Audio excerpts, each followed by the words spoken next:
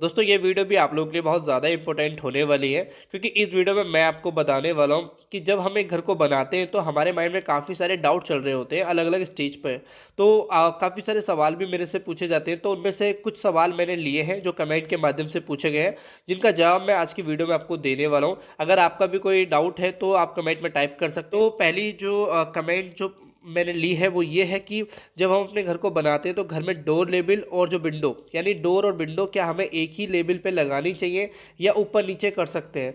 देखो ऐसा क्या होता है, ये डिपेंड करता है कि आप कहाँ की विंडो कहाँ लगा रहे हो, किस जगह की बात कर रहे हो। तो कमेंट में इतना कुछ नहीं है, लेकिन मैं यहाँ पे कहूँगा कि एक साथ लगाएंगे तो काफ़ी ठीक रहेगा, क्योंकि आप जो लिंटल बीम देते हैं या डोर बीम देते हैं वो एक ही दोनों चीज़ों पर फेस पे दोगे तो काफ़ी अच्छा लगेगा और देखने में भी अच्छा लगता है। ठीक है, बाकी डिपेंड करेगा कि भाई आपकी विंडो कहाँ पे है, आगे ऊपर नीचे भी लग जाती है विंडो, तो ऐसा कुछ नहीं है। जैसा कि आप इस वीडियो में देखोगे सभी विंडो और डोर एक ही लेबल रखा गया है जो लिंटल लेबल कहलाया जाता है, जिसके ऊपर एक बीम दिया जाता है। तो वो भी काफ़ी ठीक लगता है। वरना जो वेंटिलेटर होता है या फिर जो वो ऊपर नीचे होता है, या फिर विंडो भी आप ऊपर नीचे दे सकते हैं, बट ये ध्यान रखें कि अगर एक लेवल में देते हैं तो काफ़ी अच्छा लगता है देखने में, और आप बीम भी पूरी दीवार पर दे सकते हैं। यहाँ पे अगर दूसरे सवाल की बात करें तो वो पूछा गया है कि हम अपने ब्रिक वर्क को जब प्लीन बीम को जब देते हैं तो उसके कितने दिन बाद हम उसके ऊपर ब्रिक वर्क कर सकते हैं आफ्टर कंस्ट्रक्शन के बाद।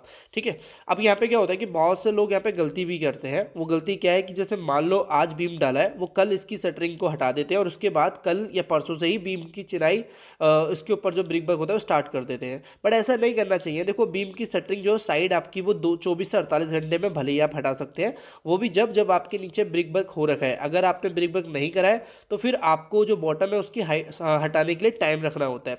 बाकी अगर बात करें, जैसे मान लो आपने शटरिंग हटा दी है तो उसकी आपको क्यूरिंग करनी होती है। क्यूरिंग करने का तरीका सामने आप वीडियो में देख पा रहे हैं। यहाँ पे जूट बैग जो बोरे होते हैं उनके ऊपर डाल दिए गए हैं और उनके ऊपर पानी डाला जाता है, गीला किया जाता है, ताकि जो ये नमी है वो लंबे समय तक रहे और कंक्रीट को सतह पे पानी मिलता रहे, यानी कि वहाँ पे क्यूरिंग भी अच्छे तरीके से होगी। और ये क्यूरिंग कम से कम आपको 7-8 दिन तो करनी चाहिए और उसके बाद ब्रिक वर्क करना चाहिए। क्योंकि देखो ऐसा नहीं है, आप उसके अगर ऐसा कुछ है तो आप कॉलम कास्ट कर सकते हैं पहले, वो भी आपको काफ़ी दिन लग ही जाते हैं जब घर को बनाते हैं। तो यहाँ पे आपको मैं कहना चाहूँगा कि ब्रिक वर्क थोड़ा इस तरीके से करें। बाकी बात करते हैं, जो नेक्स्ट सवाल पूछा गया है वो ये है कि घर की जो मेन वॉल होती है उसको जो सेफ्टी टैंक होता है उससे कितना गैप रखना सही होगा। देखो क्या होता है कि जो सेफ्टी टैंक तो हम घर में ही बनाते हैं। बेसिकली क्या है ना कि आजकल हर किसी के पास इतनी ज़मीन नहीं होती कि वो अपने घर से अलग बनाए या घर से काफ़ी दूर बनाए। तो जब घर के अंदर ही चीज़ बनी जाती है तो उसमें कुछ चीज़ों का ध्यान रखना होता है। तो वो तो खैर वास्तु के अनुसार वो सारी चीज़ें अलग है, लेकिन यहाँ पे जो पूछा गया है वो सवाल ये है कि जो सेफ्टी टैंक की वॉल होती है, मेन वॉल, वो घर की मेन वॉल से या रूम की मेन वॉल से कितना दूर रखें। तो देखो यहाँ पे डिस्टेंस जो होती है जितनी ज़्यादा हो उतना ठीक है, लेकिन कम से कम 2 से 3 फीट या 2 फीट तो होना ही चाहिए।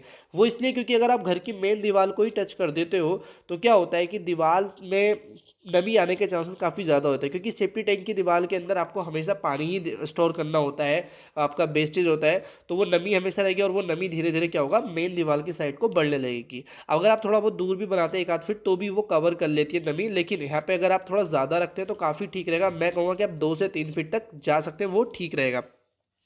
अभी हम बात करते हैं, जो नेक्स्ट सवाल पूछा गया है वो ये है कि अगर हमने पहले से फ्लोर के ऊपर प्लास्टर कर रखा है तो क्या उसके ऊपर टाइल्स लगा सकते हैं या नहीं। देखो या कोई दिक्कत होगी। बेसिकली क्या है ना, देखो आजकल मार्केट में बहुत ही हाई एडेसिव केमिकल्स आपको देखने को मिलेंगे, जो आप ऑलरेडी अगर आपको कोई फरस हो रखा है या पत्थर लगा उसके ऊपर टाइल्स लगा सकते हैं, उसमें कोई दिक्कत नहीं है। लेकिन अगर आप एक नॉर्मली, आपने जो फरस बोला है, प्लास्टर बोला है, वो आई थिंक फरस ही होगा। वो नॉर्मल फरस जो होता है वो थोड़ा सा उसकी कंडीशन के ऊपर भी डिपेंड करेगा। अगर वही ख़राब है तो फिर उसके ऊपर आप केमिकल लगाओगे भी तो क्या फ़ायदा है। बट अगर ऐसी कोई कंडीशन आ रही है तो आप एक सही गाइडेंस के अनुसार करें। बट अगर ऐसा कुछ आपको गाइडेंस नहीं मिल रही है तो मैं खुद कहूँगा कि आप उस फरस को तोड़ लीजिए और उसके बाद उसमें फिर आप एक बेस तैयार कीजिए। देन उसके बाद आप उसमें टाइल्स लगाइए, मार्बल लगाइए। क्योंकि जब आप इतना पैसा खर्च कर रहे हैं तो थोड़ा पैसा और खर्च कर सकते हैं। यहाँ पे आप कंजूसी ना करें। बाकी आपकी कंडीशन के ऊपर डिपेंड है कि आपका फर्श जो है पुराना वाला वो पक्का है या कच्चा है, क्योंकि उसके ऊपर भी आपको केमिकल्स लगाने पड़ सकते हैं अगर आपकी चीज़ सारी ठीक है तो। अभी अगर मैं नेक्स्ट सवाल की बात करूँ तो वो सवाल कुछ इस तरीके से है, वो हर एक चीज़ का, हर एक का अलग अलग जवाब हो सकता है। बेसिकली वो पूछा ये गया है कि क्या हम घर को 3 स्टेप में बना सकते हैं या नहीं। देखो स्टेप क्या है, ये डिपेंड करता है आपके बजट के ऊपर। आप 2 स्टेप में बनाओ, 3 स्टेप में बनाओ, 4 स्टेप में बनाओ, जैसा है, लेकिन इससे आपकी घर की मजबूती को कोई दिक्कत नहीं होगी। कुछ लोगों के माइंड में डाउट चल रहा होता है कि भाई हमने आधा घर बनाया, उसके बाद फिर हम अपना घर बनाते हैं तो क्या कोई दिक्कत होती है? नहीं। जैसे कि सामने आप देख रहे हैं, यहाँ पे काम रुका हुआ है और ये काम काफ़ी समय से रुका हुआ है, यानी कि इसको देखो, आप प्लेन बीम तक दिया और कॉलम खड़े कर दिए। तो कुछ इस तरीके से भी अगर आप ऐसा कुछ कर रहे हैं तो कर सकते हैं, ऐसा कोई इशू नहीं है। ये सारी चीज़ें बजट के ऊपर है। अगर आपको फाइनेंशियली उतना आप स्टेबल नहीं है तो आप धीरे धीरे अपने बजट के अनुसार बना सकते हैं। तो यहाँ पे कुछ ऐसे सवाल थे जो मेरे से पूछे गए थे कमेंट के माध्यम से। ये सवाल के मैं जवाब के माध्यम से आपको वीडियो के माध्यम से आपको कोशिश करता हूँ कि आपके सभी सवालों का जवाब मिल पाए। बेसिकली क्या है ना कि काफ़ी सारे सवाल आते हैं तो उनके सभी के रिप्लाई लेना या फिर वीडियो में कवर करना पॉसिबल नहीं है, क्योंकि आपको जो सवाल ज़्यादातर लोग बार पूछते हैं उससे रिलेटेड मैंने ऑलरेडी वीडियो डाली रखी होती है। बस आपको थोड़ा सा विजिट करना होता है चैनल पे, तो आपको मिल जाएगी क्लियर करके। क्योंकि सवाल में अगर मैं एक जवाब दूंगा तो वो जवाब आपको भी समझ में नहीं आएगा, तो वीडियो देखो और अच्छे समझ में आ जाएगा। तो अगर ये वीडियो अच्छी लगी, वीडियो को लाइक करना, चैनल को सब्सक्राइब